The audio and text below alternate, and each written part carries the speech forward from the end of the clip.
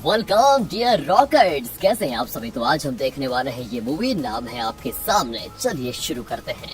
तो कहानी की शुरुआत 1992 के दोराई नाम की एक जगह से होती है, जहाँ स्टेला नाम की बच्ची अपने डैड टॉम से पूछती है कि डैडी ये सूरज रात में कहाँ चला जाता है। तो टॉम उसे समझाता है कि बेटा सूरज कहीं नहीं जाता, हमारी जो प्लेनेट है ना अर्थ, वो अपने अक्ष में घूमती रहती है, वो भी सूरज के ऑर्बिट पे। यानी कि हमेशा अर्थ के एक साइड पे सनलाइट पड़ती है और दूसरी साइड पे वो रोशनी नहीं पहुंच पाती, तो वहाँ पर रात हो जाती है और जहाँ तक सूरज की रोशनी पड़ती है वहाँ दिन रहती है। इस पर स्टेला कहती है कि पर मेरे टीचर तो कहते हैं कि गॉड की वॉमिट करने से ये सारा संसार बना है, पर मुझे उनकी बातों पे यकीन नहीं है पापा। टॉम बताता है कि मदर नेचर ही तो क्रिएटर है, उन्होंने ही सब कुछ क्रिएट किया है। ये जो भी सुपरनेचुरल स्टोरी सुनाई जाती है ना, वो हमें डराने के लिए सुनाई जाती है बेटा, क्योंकि या तो उन्हें खुद सच्चाई नहीं पता होती या फिर वो हमें सच्चाई बताना नहीं चाहते। इस पर स्टेला कहती है कि अगर मदर नेचर ने हमें क्रिएट किया है तो वो हमारे जैसे और भी प्लेनेट और जीव जंतु क्रिएट कर सकती है ना। तो टॉम जवाब देता है कि बिल्कुल बेटा।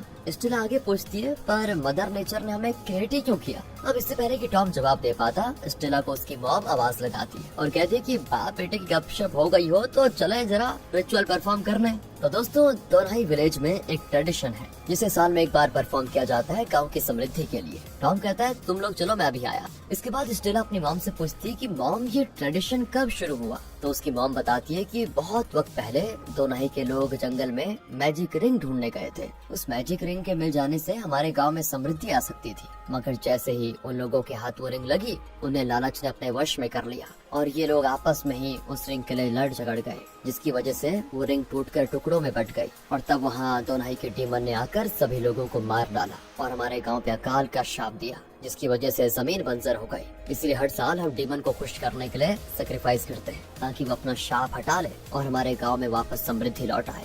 और पता है, डीमन वर्ल्ड में वक्त बहुत ही धीमा चलता है, हमारा एक साल उनके लिए एक दिन के बराबर होता है। तब स्टेला कहती है कि पर मॉम डैड तो कहते हैं कि ये सब बस कहानियां हैं। तो मॉम जवाब देती है कि डैडी जहाँ से आए हैं वहाँ डीमंस नहीं होते, इसलिए उन्हें यकीन नहीं है। स्टेला पूछती है पर हम तो एक ही दुनिया में रहते हैं ना। फिर मॉम समझाती है कि हाँ बेटा, हम रहते तो एक ही दुनिया में है, मगर हमारे देखने का नजरिया अलग अलग है। हम तो डेमंस पे यकीन करते हैं और हमें आशा है कि वो एक न एक दिन हमें माफ कर देंगे और हमारा गांव फिर से खुशहाल हो जाएगा। ये जो होप होती है ना बेटा, यही तो हमारी जिंदगी को एक मतलब देती है। उम्मीद पर ही दुनिया कायम है और एक दिन सब कुछ ठीक हो जाएगा। आगे हम देखते हैं दोस्तों कि गांव वालों ने डीमन की छोटी छोटी मूर्तियां बनाई थी, वो भी जानवर की मीट से। उन्हें वो जंगल में ले जाकर बड़े से डीमन की मूर्ति के पास रखकर अपना लोकगीत गाते हुए डीमन से माफी मांगते हैं और गुस्सा शांत करके शाप हटाने के लिए प्रे करते हैं। इन्हें तभी एक जानवर की आवाज आती है और इनका मानना होता है कि ये डीमन की आवाज है, तो ये लोग भी अपना अपना सर झुका देते हैं। इस गांव का एक आदमी जिसका नाम तिथि है, वो सभी से कहता है कि अब कोई भी सर ऊपर नहीं उठाएगा और ना ही प्रेयर खत्म होने के बाद यहाँ से जाते वक्त पीछे पलट के देखेगा। सारी रिचुअल हो गई थी दोस्तों, मगर टॉम कहीं नजर नहीं आ रहा होता है, जिससे उसकी वाइफ थोड़ा घबरा जाती है कि कहाँ गया। मगर जब वो लोग घर जाने ही लगते हैं तो अचानक टॉम आ जाता है और अपनी वाइफ से मजाक कहता है कि अरे तुम्हें क्या लगा कि मैं छोड़कर चला गया तुम्हें? अरे जब मैं 9 साल में तुम्हें छोड़कर नहीं गया तो अब कहाँ जाऊंगा? और यहाँ पर दोस्तों टॉम के साथ साथ स्टेला भी पीछे मुड़ के देख लेती है। दरअसल इन दोनों को ही सब रिचुअल्स पर यकीन नहीं था। साथ ही टॉम इस कबीले का तो था ही नहीं, वो इंग्लिश बोलता था। शायद विदेश से कुछ काम के सिलसिले में यहाँ पर आया और फिर यहीं पर रह गया। यही उसने शादी की और बच्चे भी कर लिए। खैर दोस्तों, आधी रात में स्टेला की नींद खुल जाती है। वो देखती है कि उसके डैड चुपके से कहीं बाहर जा रहे हैं और उसकी मॉम गहरी नींद में है। वो भी अपने डैड का पीछा करती है। कुछ देर के बाद हम टॉम को जंगल में उसी जगह पे जाते हुए देखते हैं जहाँ दिन में रिचुअल परफॉर्म किया गया था और तिथि ने सभी से कहा था कि अगली सुबह से पहले यहाँ पर कोई मत आना। मगर पता नहीं टॉम क्या करने के लिए आधी रात में यहाँ पर गया है। उसने एक हाथ में टॉर्च और दूसरे हाथ में गन पकड़ के रखी होती है। वो देखता है कि जो मीट की छोटी छोटी मूर्तियाँ गाँव वालों ने यहाँ पर चढ़ाई थी, उसका मीट पेड़ों पे लटका हुआ है। साथ ही उसे एक बहुत बड़ा और भयानक सा क्रिएचर भी दिखता है जो एक छोटी मीट की मूर्ति को खा रहा था। शायद गांव वाले इसे ही डीमन कहा करते हैं। डीमन को देखकर टॉम डर कर वहीं पर गिर जाता है और जब वो वापस उठकर खड़ा होता है तो उसे डीमन कहीं दिखाई नहीं देता। फिर पीछे से उसके कुछ अजीब सी आवाज आती है, तो वो उस ओर गन पॉइंट करता है, मगर पेड़ के पीछे से स्टेला सामने आ जाती है और अपने डैड से सवाल करती है कि डैड, आप इतनी रात को यहाँ पर क्या कर रहे हैं और आपके हाथ में ये गन क्यों है डैडी? प्लीज अब आप ये मत कहिएगा कि आप यहाँ वो मैजिकल रिंग की तलाश में आए हैं। आपने तो कहा था ना कि ऐसी कोई चीज होती नहीं है, ये सब झूठी कहानियां हैं, आपने कहा था ना। तब टॉम उसे समझाता है कि हाँ, मैंने ही कहा था कि ऐसी कोई चीज नहीं होती, पर उसे हमें प्रूव भी तो करना होगा ना बेटा। तभी डीमन की आवाज फिर से आ जाती है, तो स्टेला डर जाती है। तब उसे टॉम समझाता है कि डरो मत, ये बस एक एनिमल है। फिर वो स्टेला को पास की एक झोपड़ी में छुपा देता है और हाथ में एक रेडियो पकड़ कर कहता है कि अगर तुम्हें लगे कि मैं खतरे में हूँ तो तुम इस बटन को प्रेस करके 125 कोड कहना और हेल्प मांगना। स्टेला अपने डैडी की बात मान लेती है और टॉम चला जाता है जंगल में। फिर से दोस्तों उसे एक तेज रोशनी दिखाई देती है, तो जब वो उसके पास जाता है ना, तो वहाँ वो मैजिकल रिंग सच में होती है। उसके पास जाते ही टॉम के हाथ में जो कड़ा था वो भी चमक उठता है। ऐसा लग रहा होता है जैसे वो भी उसी रिंग का एक हिस्सा है। टॉम फिर मैजिकल रिंग को अपने पास बुलाता है। वो रिंग टॉम के काफी नजदीक भी आ जाती है, पर तभी वहाँ पे डीमन आ जाता है। टॉम उसे गन से डराने की कोशिश करता है, पर कोई फायदा नहीं होता और डीमन के आते ही वो रिंग टॉम से दूर चली जाती है। उसकी रोशनी आसमान तक चली जाती है। ऐसा लगता है जैसे कोई पोर्टल खुल रहा है और ये सारी चीज तिथि अपने घर से नोटिस करता है, पर वो घर के अंदर चला जाता है। दूसरी ओर स्टेला को बड़ा अजीब लगता है और वो अपने डैड को ढूंढने के लिए आ जाती है, पर पोर्टल से एक लाश गिरती है। स्टेला को लगता है कि ये उसके डैड है, मगर जैसे वो लाश को पलट कर देखती है तो बुरी तरह से डर जाती है, क्योंकि ये लाश किसी और ही आदमी की थी। साथ ही उसका फेस बहुत ही बुरी तरह से जख्मी था। इतना कम नहीं था दोस्तों कि अचानक ऊपर से एक के बाद एक करके लाशें गिरने लग जाती है, मानो लाशों की बारिश हो रही हो। स्टेला तो डरकर वापस झोपड़ी में जाती है और अपने डैड के बताए गए तरीके से रेडियो पर 125 कहकर हेल्प मांगती है, मगर तभी एक लाश ऊपर से झोपड़ी पर आ गिरती है। स्टेला पूरी तरह से डरकर वापस अपने घर की ओर भागती है। इसके बाद 3 मार्च 2023 के बैंकॉक में शिफ्ट होता है। स्टेला एक सिंगल मॉम है, उसके पास विलन नाम की प्यारी सी बच्ची है और हाल ही में स्टेला का डिवोर्स हुआ है। साथ ही वर्क प्लेस में भी कुछ बहसबाजी हुई थी, जिसकी वजह से अब ना स्टेला के पास रहने को घर है और ना ही करने को कोई जॉब। वो अपनी बेटी विलन के साथ एक KFC आउटलेट में होती है और उसे समझ नहीं आ रहा होता है कि मैं कहाँ जाऊँ, किससे हेल्प मांगूं। विलन कहती है कि अगर हमें रात में रुकने को कोई जगह नहीं मिलेगी तो क्या हम डैड के पास वापस जा सकते हैं माँ? मगर स्टेला अपने एक्स हस्बैंड से कोई हेल्प नहीं लेना चाहती। तभी उसे उसके गांव से तिथि का कॉल आता है, जो बताता है कि तुम्हारी मॉम की तबीयत काफी खराब हो गई है, हमें लगता है कि तुम्हें गांव में एक बार आकर उनसे मिल लेना चाहिए। इसलिए स्टेला विलन के साथ गांव के लिए निकल जाती है और इसमें उसे ना चाहते हुए भी अपने एक्स हस्बैंड की हेल्प लेनी पड़ती है। वही अपने कार से ड्राइव करके स्टेला और विलन को दोनों लेकर जाता है। जहाँ स्टेला उससे बात करना अवॉइड कर रही होती है, तो वो जैसे ही अपने गांव पहुंचती है तो उसे अपने बचपन की वो याद ताजा हो जाती है, वो वाली याद जिसकी पिछली रात उसके डैड गायब हो गए थे। तो अगली सुबह, मतलब पहले का दिखाते हैं, अगली सुबह उठकर स्टेला की मॉम और तिथि उसे समझाते हैं कि डैडी गांव छोड़कर भाग गए बेटा। स्टेला भी उन्हें कल रात जंगल में जो कुछ भी हुआ उसके बारे में बताती है, तो ये दोनों उससे कहते हैं कि अरे वो तुम्हारा बुरा सपना था बेटा, सच्चाई तो यह है कि टॉम अपने देश भाग चुका है और वो वापस नहीं आने वाला। स्टेला रोते हुए उन दोनों से कहती है कि नहीं, ये सच्चाई नहीं है, मगर कोई उसकी बात पे यकीन नहीं करता। और अब प्रेजेंट में जब स्टेला दोनों के छोटे से हॉस्पिटल में अपनी मॉम से मिलने जाती है, तो उसे समझ आता है कि उसकी मॉम की दिमागी हालत अब ठीक नहीं है। वो विलन को स्टेला समझकर उससे बातें करने लगती है और जब स्टेला उन्हें समझाती है कि मैं स्टेला हूँ मॉम, तो वो बड़ी अजीब सी बहकी बहकी बातें करने लगती है कि तुम्हें अपने डैड को ढूंढना चाहिए था बेटा, तुम्हें 125 कोड तो याद है ना बेटा। इतना सब कुछ सुनने के बाद स्टेला अपने घर जाती है, तो वहाँ तिथि उसे कहता है कि अपना फैमिली लैंड हमें बेच दो, मैं उन जमीन पर खेती करना चाहता हूँ। अब स्टेला का एक्स हस्बैंड भी उसे ये जमीन बेचने की ही सलाह देता है, क्योंकि स्टेला इस गांव में रहना नहीं चाहती और तिथि मार्केट प्राइस से ज्यादा महंगे दाम पर उसकी जमीन खरीदने को तैयार था। फिर स्टेला भी इस बारे में सोचने के लिए थोड़ा टाइम मांगती है और वो तिथि के बेटे कॉन्ग को देखकर हैरान हो जाती है कि कॉन्ग तो अब तक नहीं बदला, दिखने में तो 12 साल का ही लड़का लगता है। मगर दोस्तों वो स्टेला से भी ज्यादा उम्रदराज है। अब सीन यहाँ से पास्ट में शिफ्ट होता है, जब गांव के कुछ बच्चे स्टेला को बुली कर रहे थे उसकी व्हाइट स्किन की वजह से। वो काफी अजीब अजीब कमेंट्स पास कर रहे होते हैं कि तुम्हारी मॉम ने व्हाइट आदमी से शादी की तो तुम इतनी गोरी बेटी पैदा हो गई, क्यों ना तुम हमसे शादी कर लो तो हमारे बच्चे भी गोरे गोरे होंगे। तो फिर उन बच्चों को डांट भगाने के लिए कॉन्ग ही आया था दोस्तों उस समय। सच में यार वो अभी जैसा दिखता है वैसा ही फ्यूचर में भी दिख रहा है, पता नहीं कौन सा मृत्यु है इसमें। खैर घर आकर छोटे स्टेला बार बार रेडियो में ब्रावो 125 कहती रहती है ताकि कोई तो हेल्प के लिए आ जाए, मगर सिवाय रेडियो के खिंच खिंच के कुछ आवाज सुनाई नहीं देती। तो फिर उसके डैड ने ये कहकर हेल्प मांगने के लिए क्यों कहा था, मतलब क्या सीन है इसका 125 का।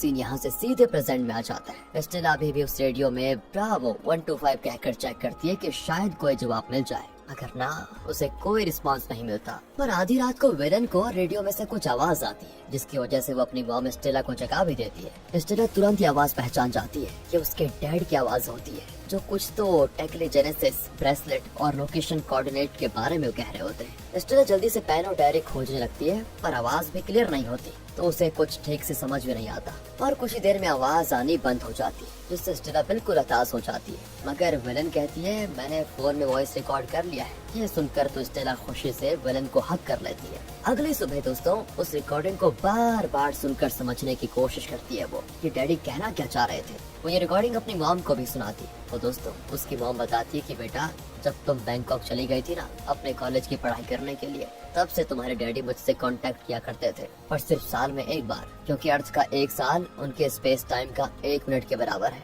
तो स्टेला कहती है पर दोनों ही पारंपरिक कहानियों के अनुसार तो हमारा 1 साल उनके 1 दिन के बराबर था, यानी डैडी डीमन वर्ल्ड में नहीं बल्कि कहीं और चले गए हैं। तो मॉम कहती है कि हाँ वो किसी दूसरे टाइमलाइन के स्पेसशिप में कैद हो गए। हमारी दुनिया में 30 साल गुजर गए, पर वहाँ पर अभी सिर्फ 30 मिनट से हुए हैं और उन्होंने तुमसे कहा है कि पहले ब्रेसलेट हासिल करो, फिर मैजिक रिंग को भी अपने कब्जे में ले लो। उस मैजिक रिंग को फिर बेसमेंट में जाकर टेक्लेजेनेसिस को एक्टिवेट करने के लिए यूज करो। स्टेला पूछती है कि कौन से बेसमेंट में? तो उसकी मॉम बताती है कि रामासन मिलिट्री कैंप के बेसमेंट में। साथ ही उन्होंने जो कोऑर्डिनेट्स बताए हैं उसे यूज करो, इससे तुम अपने डैड को वापस लाकर गाँव वालों का मुँह बंद कर सकती हो बेटा, क्योंकि तुम्हारे डैड हमें छोड़कर नहीं भागे और मैं मरने से पहले एक बार उन्हें देखना चाहती हूँ। यहाँ स्टेला अपनी मॉम से वादा करती है कि मॉम मैं डैडी को किसी भी हालत में वापस लेकर आऊंगी। दूसरी ओर कॉन्ग कहता है कि मैं स्टेला के घर जा रहा हूँ, उसे अपनी बाइक ठीक करवानी है। इस पे तिथि कहता है कि नहीं मैं अभी बाजार जा रहा हूँ, जब मैं वापस आ जाऊंगा तो तब तुम मेरे साथ वहाँ चलोगे, अकेले जाने की जरूरत नहीं है।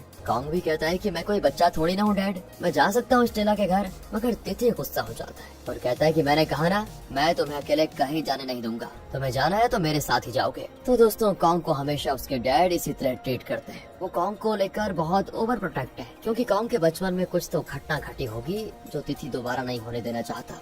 तिथि फिर कॉन्ग को समझा बुझाकर मार्केट चला जाता है और उसके जाने के बाद स्टेला अपने एक्स हस्बैंड के साथ कॉन्ग के पास आती है और उसे बहला फुसला देती है कि तुम अपने डैड का ब्रेसलेट कुछ देर के लिए हमें दे सकते हो क्या? काम हो जाने के बाद हम वापस कर देंगे। कॉन्ग कहता है कि देखो उससे लेना आसान बात नहीं है, डैड उसे किसी को टच तक नहीं करने देते। तब स्टेला कहती है कि तुम्हारे डैड के पास जो ब्रेसलेट है ना, ठीक वैसा ही ब्रेसलेट मेरे डैड के पास भी था। वो दोनों के जंगलों में किसी खास चीज की तलाश में गए थे और फिर कभी वापस नहीं आए। देखो तुम्हारे डैड हमेशा दोनों के जंगल में आते जाते रहते हैं, मगर गांव वालों को वहां जाने से मना करते हैं। उस जंगल में कोई तो राज की बात है जो दफन है, जिसका पता हम उस ब्रेसलेट के जरिए ही लगा सकते हैं। तुम्हें कुछ अजीब नहीं लगता? इन 30 सालों में ना तो तुम और ना ही तुम्हारे डैड की उम्र जरा सी बढ़ी है। क्या तुम दोनों की एज उस ब्रेसलेट की वजह से रुकी हुई है? तुम्हारे डैड तुम्हें कैदी की तरह ट्रीट करते हैं, तो तुम इन सब के पीछे की सच्चाई को जानना नहीं चाहोगे? और इस तरह करके दोस्तों स्टेला की बातों में कॉन्ग आ जाता है और रात में जब उसके डैड सो रहे होते हैं तो वो उनके बेड के साइड में से वो ब्रेसलेट चुपके से उठाकर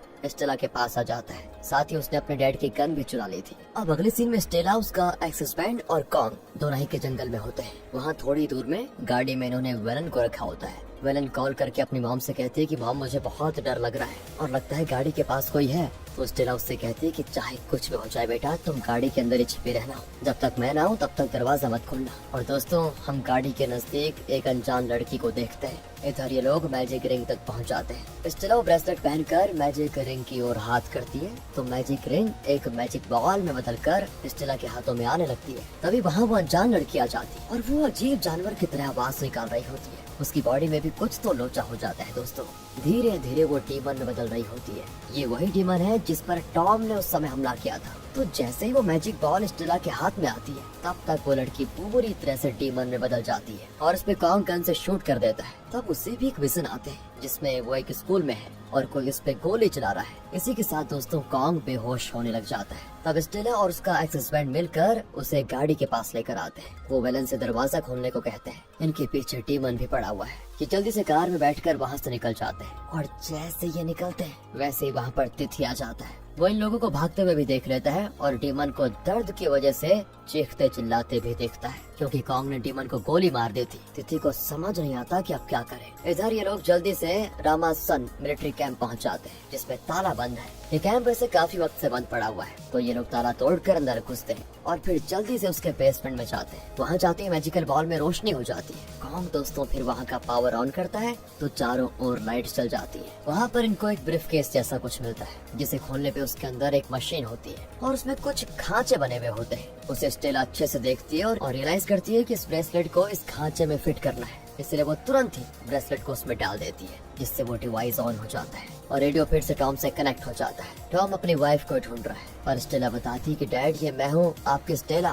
वो कहते हैं कि तुम्हारी आवाज तो काफी मैच्योर हो गई है, कौन सा साल चल रहा है वहाँ पर? तो वो इमोशनल होते हुए कहती है कि ये साल 2023 है डैड, 30 साल गुजर चुके हैं। उस रात क्या हुआ था डैड, बताइए, आप कहाँ चले गए थे? तो टॉम कहता है कि देखो बेटा, मैं जो कहने वाला हूँ मैं जानता हूँ कि उस पर यकीन करना थोड़ा मुश्किल है तुम्हारे लिए, पर मैं एक CIA एजेंट हूँ और मैं एक मिशन पर आया था जिसमें मुझे टकली जेनेसिस प्रोजेक्ट के डिवाइस को वापस लेकर जाना था। पर उस रात मुझसे गलती हो गई थी। मेरे पास जो ब्रेसलेट था ना, वो रियल ब्रेसलेट की कॉपी थी जिसने सही से काम नहीं किया और मैं एक दूसरे ही यूनिवर्स के खाली स्पेसशिप में फंस गया, जिसका फ्यूल भी अब खत्म होने वाला है, ऑक्सीजन की भी कमी हो रही है। तो क्या तुम ब्रावो 125 कहकर हेल्प मांग सकती हो? स्टेला बताती है कि मैंने उस रात भी हेल्प मांगा था डैड, और अभी भी, मगर कोई जवाब नहीं आ रहा। पर हाँ, मेरे पास अभी टेक्ली जेनेसिस मशीन है डैड, मैं आपको वापस लेकर आऊंगा कैसे भी करके, बताइए मुझे क्या करना है। तो टॉम कहता है कि बेटा ये इतना आसान नहीं होने वाला, तुम्हें जो मैजिकल रिंग मिला है उसमें 5 रिंग्स थे। पहला रिंग ग्रेविटी कंट्रोल रिंग है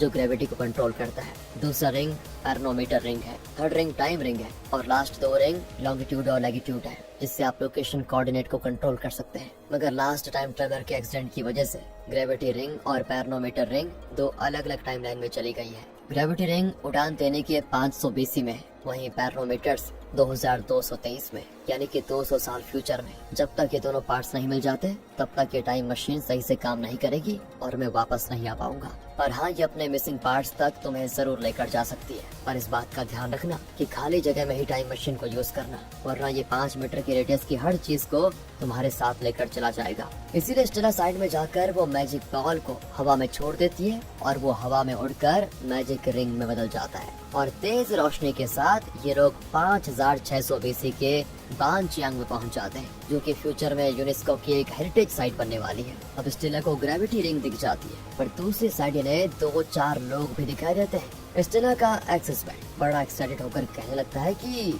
हेलो कैवमैन, मगर नहीं दोस्तों, वो तो ज़ॉम्बीज है। पर वक्त में इतने पीछे ज़ॉम्बीज कहाँ से आए? अब वो इन्हीं की ओर आ रहे होते हैं, तो इन चारों को भागना पड़ता है। स्टेला के एक्सेस बैंड, जिसका नाम अब आपको बता देता हूँ, जैम है, उसे पास ही में एक छोटा सा कबीला देखता है। पर जैसे ही वो उस एरिया में एंटर करने की सोचता है तो एक अनजान डोम से टकरा जाता है और अंदर जा ही नहीं पाता।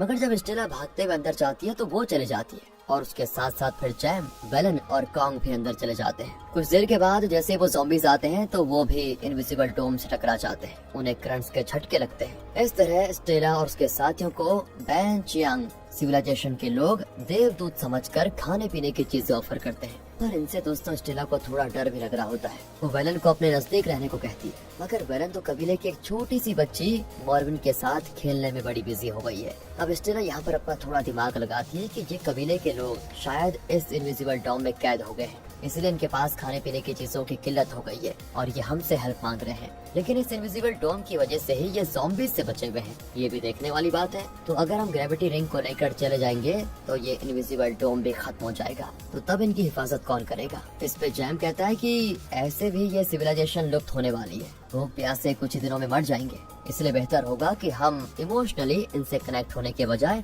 अपना काम खत्म करके यहाँ से निकल लें, क्योंकि अभी तो हमें फ्यूचर में भी जाना है। इसलिए वो अपने फोन में उन कबीले वालों की फोटो क्लिक करके उनको दिखाता है। इस तरह वो इन्हें डिस्ट्रैक्ट कर रहा होता है। वहीं दूसरी ओर कॉन्ग ने ब्रेसलेट और वो मैजिक बॉल ले लिया था। वो थोड़ी साइड में जाकर उसे एक्टिवेट करता है, जिससे मिसिंग ग्रेविटी रिंग आकर मैजिकल रिंग में जुड़ जाती है और इनविजिबल सेफ्टी डोम भी दोस्तों खत्म हो जाता है, जिससे ज़ॉम्बीज भी अंदर आकर हमला कर देते हैं। तब आखिरकार कबीले वालों को उनसे फाइट करनी पड़ती है। वहीं कॉन्ग जल्दी से अपने साथियों को नजदीक आने को कह देता है, क्योंकि वो jल्दी टेलीपोर्ट होकर 2023 में चले जाएंगे। इसीलिए ये लोग भी जल्दी आ जाते हैं। पर यहाँ पर एक दिक्कत हो जाती है। ज़ॉम्बी अटैक के भाग दौड़ में स्टेला अपनी बेटी की जगह उस कबीले की एक औरत की बेटी मॉर्बिन को अपने साथ लेकर आ जाती है और अपनी बेटी को वहीं छोड़ देती है। इससे स्टेला बड़ी बेचैन हो जाती है कि ये क्या हो गया। साथ ही मॉर्बिन ने भी रोना शुरू कर दिया था, क्योंकि उसे तो ये लग रहा था कि इन लोगों ने मुझे अगवा कर लिया है। अब स्टेला वापस पास्ट में वेलन को लेने जाना तो चाहती है, मगर कॉन्ग उसे टॉम की बात याद दिला देता है कि जब तक मैजिकल रिंग कंप्लीट नहीं हो जाता, ये बस अपने मिसिंग पार्ट को ढूंढने की ही कोशिश करेगा। यानी अगर अब हम इस मैजिकल रिंग को यूज करेंगे तो पास्ट में जाने के बजाय फ्यूचर में पहुंच जाएंगे। स्टेला इस बारे में अपने डैडी से बात करती है, तो वो उसे समझाते हैं कि कोई बात नहीं स्टेला, एक बार तुम मैजिकल रिंग के आखिरी मिसिंग पार्ट को कनेक्ट कर लोगी, फिर अपने हिसाब से किसी भी टाइमलाइन में जा सकती हो। यानी कि तुम अपनी बेटी वेलन और मुझे दोनों को बचा सकती हो। जिसके बाद ये लोग 200 साल फ्यूचर में जाने लगते हैं, मगर तभी तिथि आकर इन पे गन पॉइंट करके अपना ब्रेसलेट वापस मांगता है। तिथि कहता है कि तुम लोगों को पता भी नहीं कि तुमने क्या कर दिया है। मैं 10 साल से तुम लोगों के लौटने का इंतजार कर रहा हूँ। इससे सभी चौंक जाते हैं कि हमें गए हुए तो अभी 1 घंटा भी नहीं हुआ है और यहाँ 10 साल गुजर गए। तब तिथि कहता है कि यकीन नहीं तो बाहर चलकर देख लो। और बाहर का नजारा दोस्तों बहुत ही अजीब होता है। टूटे फूटे बिल्डिंग्स होते हैं, जायंट ह्यूमन स्केलेटन्स होते हैं। साथ ही तिथि बता रहा होता है कि तुम लोगों की वजह से सारे टाइमलाइंस में उथल पुथल मच गई है। तुम्हारे जाने के बाद दोराही के डीमन ने सारे गांव वालों को जान से मार दिया, यहाँ तक कि स्टेला की मॉम को भी।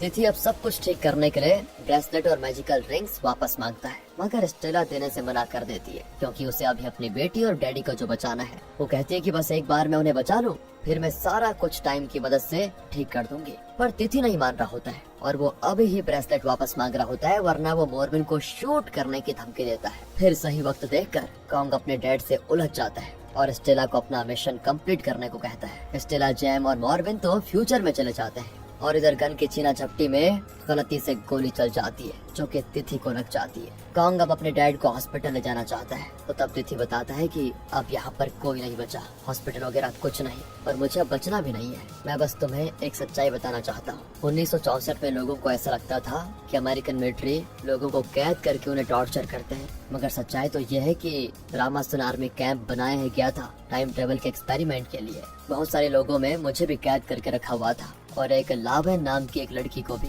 लावेन पढ़ी लिखी थी और उसे इंग्लिश की भी समझ थी, इसलिए जब अमेरिकन आपस में टाइम मशीन को यूज करने की बात करते तो वो सुन सुनकर सारी बात समझ लेती। जब बारी आई टाइम ट्रेवल में मुझे और लावेन को भेजने की, तो हमने पहले से ही प्लानिंग करके रखी हुई थी टाइम मशीन के साथ इस इविल कैंप से भागने की। मुझे जब दूसरे टाइमलाइन में वो लोग भेजने लगे तो मैंने हार्ट अटैक का बहाना बनाया, जिससे अमेरिकन घबरा गए और वो देखने लगे कि मुझे क्या हो गया था। इसी वक्त में लावेन ने उनके ब्रेसलेट को चुरा लिया और मैजिकल रिंग से टाइम ट्रेवल किया, और आखिर वक्त में मैं भी भागकर 5 मीटर के रेडियस में आ गया, जिससे लावेन के साथ साथ मैं भी किसी ठंडी जगह में पहुंच गया। मगर मुझे पकड़ने के लिए कुछ सोल्जर्स भी साथ में चले आए। इससे लावेन ने दोबारा टाइम ट्रेवल करने की कोशिश की, मगर सोल्जर्स ने उसको एक केमिकल वाली गोली से शूट कर दिया, जिससे उसका खून बहने लगा। मैंने तब तक सोल्जर्स के गन छीन लिए और उन्हीं को शूट करना चालू कर दिया था। मैंने तो एक सोल्जर को गन पॉइंट पे लेकर लावेन के साथ टाइम ट्रेवल किया और हम 5000 साल पहले पहुंच गए। लावेन ने एक बार और टाइम ट्रेवल किया। बार बार सही से टाइम मशीन को ना यूज करने की वजह से कुछ तो गड़बड़ी हुई और मैजिकल रिंग के 2 रिंग अलग अलग टाइमलाइन में चली गई और हम अलग ही टाइमलाइन में चले गए। उसके बाद आखिरकार हम अमेरिकन से तो बच गए, क्योंकि हम 1969 के दोनाही में पहुंच गए थे। किसी तरह टाइम मशीन ने लावेन की जान बचा ली थी, मगर उसके बॉडी में कुछ केमिकल रिएक्शंस हुए, जिससे वो एक खतरनाक डीमन में बदल गई। तब तक वियतनाम युद्ध भी खत्म हो चुका था और अमेरिकन अपने देश लौट चुके थे, मगर लावेन की बॉडी चेंज होती रहती थी, तो कभी इंसान बन जाती तो कभी डीमन। टाइम ट्रेवल का पोर्टल अभी तक बंद नहीं हुआ था और स्टूडेंट मासाकेर की सारी लाशें उसी पोर्टल से डिस्पोज की जा रही थी, जो कि जाकर दोनाही में जा गिर रही थी। और दोस्तों, सारे स्टूडेंट्स की लाशों में से एक लाश कॉन्ग की भी थी। कॉन्ग को गोली तो लगी थी, मगर उसकी सांसें अभी भी चल रही थी। तब तिथि ने उसे बचा लिया और उसके साथ जो कुछ भी हुआ वो उसे एक बुरा सपना कहकर कॉन्ग को भूलने पे मजबूर कर दिया उसने। तो अब समझ आ गया दोस्तों आपको सब कुछ। तिथि, लावेन और कॉन्ग तीनों ही फ्यूचर से पास्ट में आए थे, जिसकी वजह से इनकी एज रुक गई थी। लावेन तो डीमन बन गई, जिसकी वजह से पोर्टल से गिरने वाली लाशों को खाकर वो अपना गुजारा करती रही। वहीं तिथि कॉन्ग को लेकर पास ही की बस्ती में रहने चला गया और साथ ही उसने दोनाई के डीमन की झूठी कहानी गाँव वालों को सुना दी। कहता रहा कि अगर हमारे गाँव में समृद्धि लानी है तो जंगल में उस और कोई नहीं जाएगा। सिर्फ साल में एक बार मीट का पुतला बनाकर हम डीमन को खुश करने जाएंगे और पलट कर भी नहीं देखेंगे। और यही वजह थी कि तिथि कॉन्ग को अकेला नहीं छोड़ना चाहता था। वो इसीलिए क्योंकि अगर कोई गांव वाला उसे पकड़ लेगा तो कई सारे क्वेश्चंस करेगा। अब सारी सच्चाई जानने के बाद कॉन्ग तिथि से पूछता है कि तो अब मुझे क्या करना चाहिए। तिथि जवाब देता है कि अब मेरा तो अंत आ गया है, तुम फ्री हो, तुम्हें जो करना है तुम